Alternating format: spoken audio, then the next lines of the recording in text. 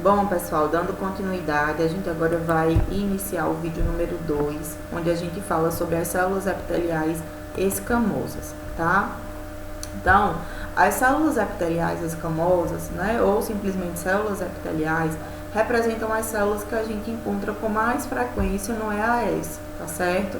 Elas também não possuem um significado clínico muito relevante, porque elas já fazem parte do sistema urinário, do sistema reprodutor, tanto do homem quanto da mulher. Então, a gente não associa a presença das células epiteliais, mesmo que em uma quantidade elevada, a algo que tenha algum significado clínico muito importante, tá? Então, são células que provêm do revestimento da vagina, da uretra feminina e de porções inferiores da uretra masculina. Então, como falei para vocês, já faz parte do organismo do indivíduo. Um detalhe importante, pessoal, é que o nosso sistema urinário, ele já é formado pelas células epiteliais. E aí eu gostaria só de esclarecer uma coisa para vocês, né, em relação às células. As células são responsáveis por formarem os tecidos. E aí quando a gente tem uma grande quantidade de células, né, quando elas se multiplicam e elas formam esse tecido, aí posteriormente a gente tem a formação de um órgão.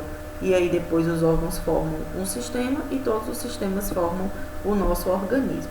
Então eu estou falando sobre isso porque pode ser que vocês estudem por outras fontes e vocês encontrem esse termo tecido, né, e não células. Então é só para associar que célula e tecido são coisas que estão intimamente relacionadas. Então, por exemplo, quando o indivíduo faz uma biópsia, ele tira um pedaço de tecido de alguma parte do corpo e, na verdade, o que vai ser analisado, né, o que vai ser avaliado, são as células que formam esse determinado tecido, tá? Então, as células epiteliais, elas representam as células que a gente costuma encontrar com maior frequência no EAS e não estão associadas a algum significado clínico que remeta a alguma doença, tá? E aqui a gente tem um exemplo de células epiteliais. As células epiteliais, pessoal, é um pouco complicado a gente, né, ter essa aula que, na verdade, seria muito mais importante se fosse prática do que teórica, mas as células epiteliais são essas células que parecem que são meio triangulares, meio que quadradas, que tem um núcleo no meio, tá? Toda célula tem um núcleo, né, exceto a hemácia. A hemácia é uma célula anucleada, mas as células do nosso corpo, elas são constituídas pela membrana, pelo citoplasma, que tem organela, e pelo núcleo. Então, a célula epitelial é essa célula que é meio que quadrada, que tem essa bolinha no meio, que é justamente o núcleo, tá? Então, quando a gente foca no objetivo de 40, esse é o tipo de célula que a gente mais encontra, certo? Aí depois a gente tem também as células transicionais, que podem ser chamadas de caudadas, né? O próprio nome já diz tudo, é uma célula que está em transição, tá? O cálice renal, a pelve renal, o uréter e a bexiga são partes do corpo, né? São órgãos que são revestidos por várias camadas de epitélio transicional. Diferente das células epiteliais, quando as células transicionais estão presentes no sedimento em uma quantidade elevada, elas podem indicar câncer ou então alguma lesão em decorrência do uso do catéter, tá certo?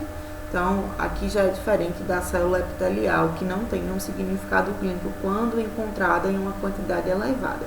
No caso da célula transicional, a gente precisa se atentar a essa quantidade, porque pode haver uma relação ou com o câncer ou então com alguma lesão por causa do catéter.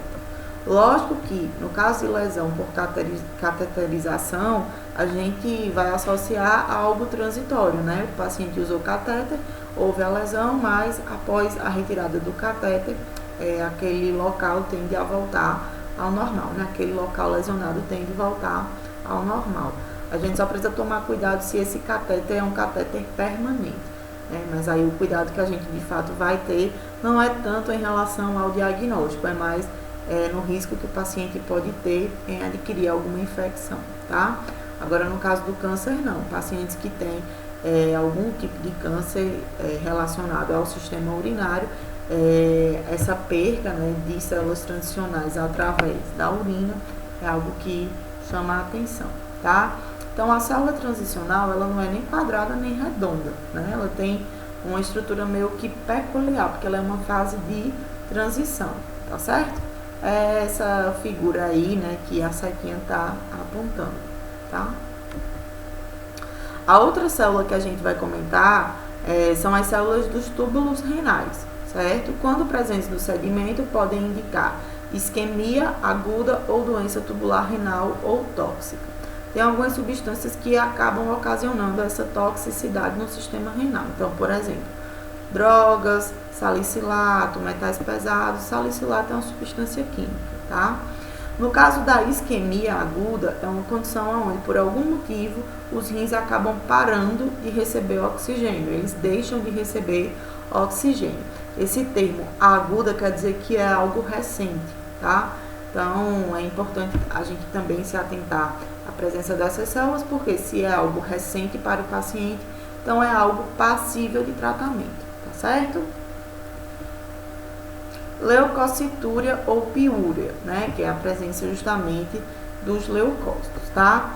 O normal é que a gente tenha um valor de leucócitos menor ou igual a 4 por campo. O que é esse campo? É aquilo que eu estou olhando no microscópio naquele momento. A gente dá uma volta, né, pela lâmina para a gente dar uma analisada geral, mas o que a gente considera é aquilo que a gente avalia em mais ou menos 10 campos, tá? Então, é mais ou menos, né, em outras palavras, aonde a objetiva para, onde a gente para com a objetiva no passeio que a gente dá pela lâmina, certo? Lembrando, pessoal, os leucócitos representam células de defesa. Se a gente tem uma grande quantidade de leucócitos sendo liberada através da urina, é porque tem muito micro-organismo a ser combatido, né? Por isso que a gente está produzindo muito leucócito, tá? Para combater por exemplo, esses micro-organismos, certo? Então, é normal liberar leucócito, porém não em uma quantidade muito elevada, certo? Tem algumas doenças infecciosas que remetem a esse aumento de leucócitos. Então, por exemplo, pielonefrite, cistite, prostatite e uretrite.